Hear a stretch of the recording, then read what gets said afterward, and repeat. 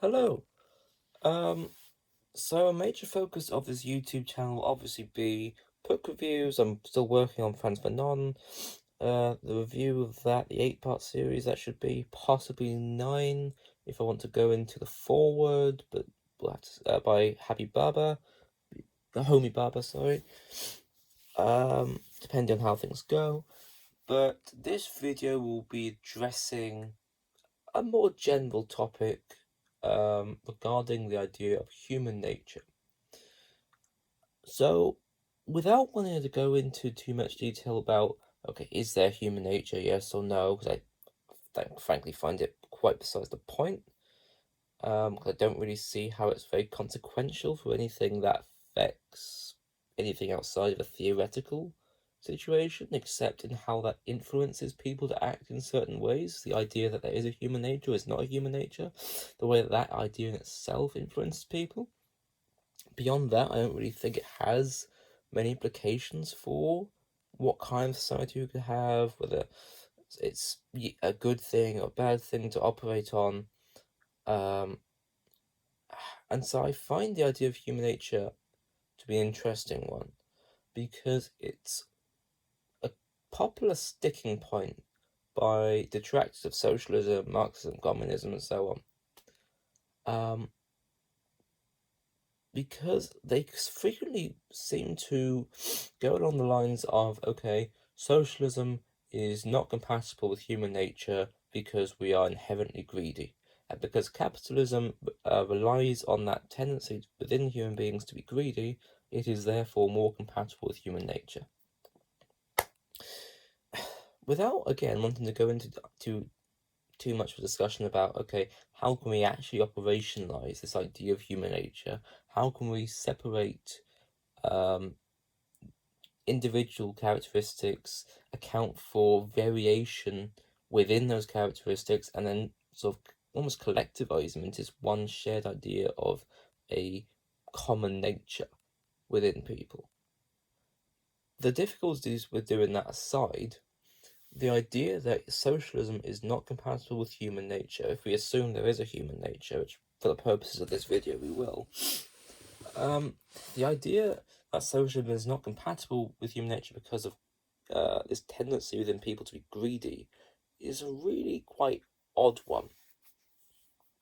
Because a common argument is that socialism would need to fundamentally change human nature in order to function, because it can't function with people being greedy.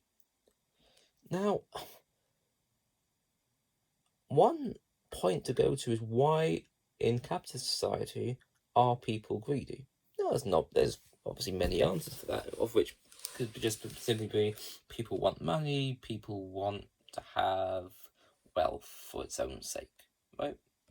But even that is ideological, because people's ideas of what it is to attain a huge amount of things for self-benefit is revolved around ultimately a construct of social status that comes from wealth and the implications of being wealthy for social status. It's based around the sense of security that you get from being wealthy. And even that in itself is ideological. The idea of greed and what constitutes greed is ultimately an ideological construct, because what formulates the substance of greed is based on things which occur in the outside world, in the environment, in social conditions, which formulate and constitute what it is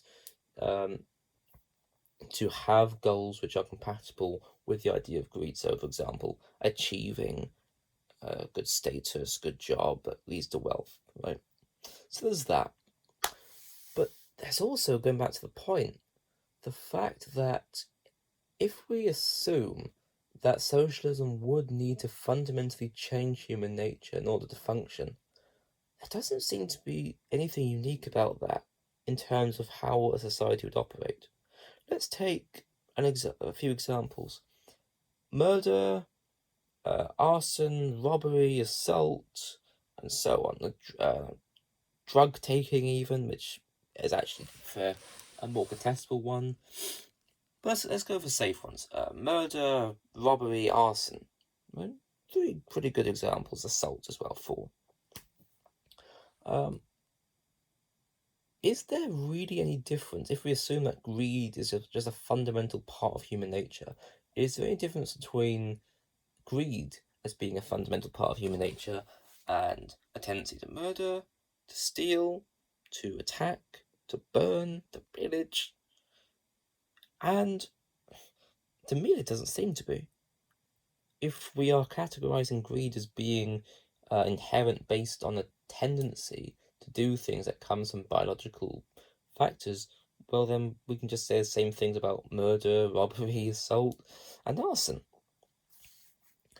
But far from accepting these things because they are natural, we have institutional mechanisms in society to prohibit murder, assault, arson, robbery, and all other forms of criminality. We have had these for thousands of years, and that is something which has continued into capitalist society, right? We have legal systems to send someone to prison for life if they murder someone. That is not only a way of maintaining order in society, but stopping murders from being on the streets, but also serves as a deterrent to people who would want to then go on to murder, right? So we have this idea that because something is not natural, it is natural and part of human nature, it is not necessarily acceptable. But what the argument that socialism is not compatible with human nature because of greed, what that relies on is the idea that because something is natural, it is acceptable, which fundamentally contrasts with numerous other examples where the opposite is true. And so it's always seemed to me to be an argument which is very regularly put out and pushed out. It seems to be something which is on very shaky ground, frankly. So yeah, that's a very sort of brief, general overview of my thoughts on that issue. Again, just to sort of go over this channel, obviously book reviews will be the main focus. However, I would also like to use this as a platform to express my own thoughts about political issues, ideological issues. I'm a Marxist myself, a socialist myself, and I want to make something very clear. I'm a libertarian socialist. I do not express any kind of sympathy for the Soviet Union, for authoritarian regimes. I abhor these institutions. I think they are or were departures from what socialism has been about historically, which is ultimately ownership of society by everyone, rather than unaccountable oligarchies or individual leaders who were not in any way accountable to the population, which is why I abhor the Soviet Union. I don't support the Soviet Union.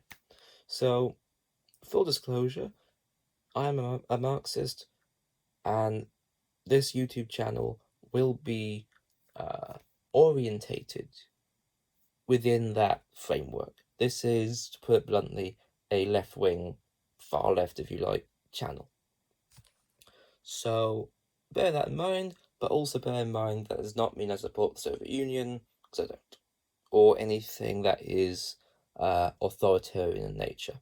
And I'm sure I'll probably make a video at some point about the idea of authoritarianism versus anti-authoritarianism within communism and then socialism and Marxism, because that's a hot topic that probably needs addressing, because I think too often these ideas get mischaracterized.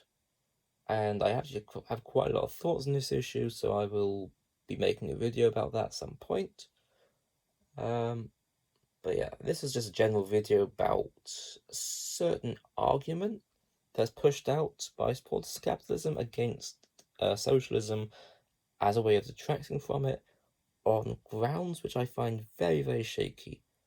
And I would just say to someone, in all good faith, who would support capitalism to perhaps avoid such a shaky argument, because it doesn't seem to me to have very solid foundations. Yes, that was the general video. Leave your thoughts below if you want to comment. Try not to be too outrageous, but it is YouTube, so why not? Yes, thank you very much for watching.